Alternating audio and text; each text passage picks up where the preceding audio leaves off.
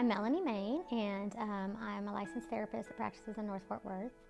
I've been in education for 29 years, but then I have a private practice. I work with primarily adolescents and adults, so 14 and up, but I have done ETT with a few 12-year-olds if people are like, will you please see my 12-year-old, you know. I get a lot of referrals from other therapists who are like, I don't know what to do. And I've noticed that in the high schools and middle schools, when counselors are like, you know, this kid needs like somebody that can do something different because they've been in a lot of therapy or they're really troubled, they'll reach out to our practice. And I have several practitioners that also work in my practice and are all either ETT trained or are in the process.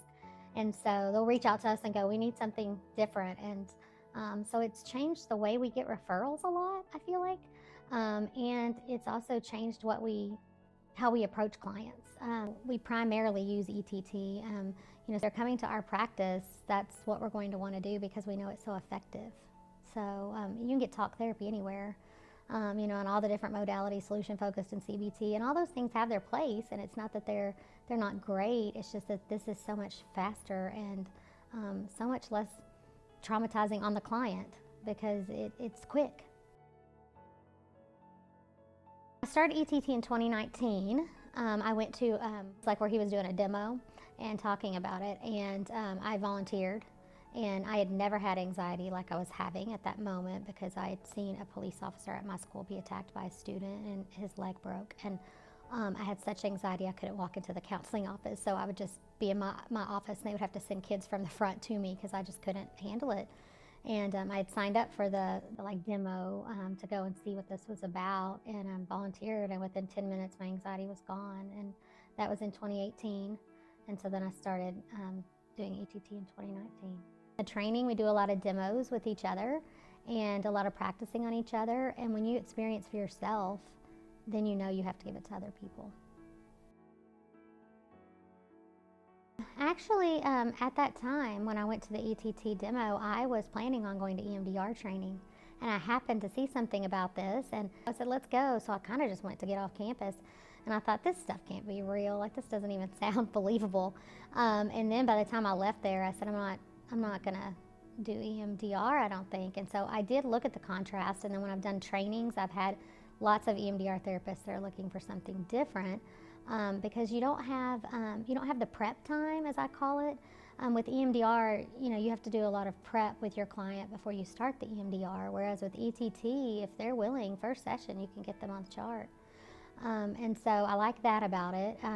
Also, I like the ability that you can just, you know, start using it right out of the box.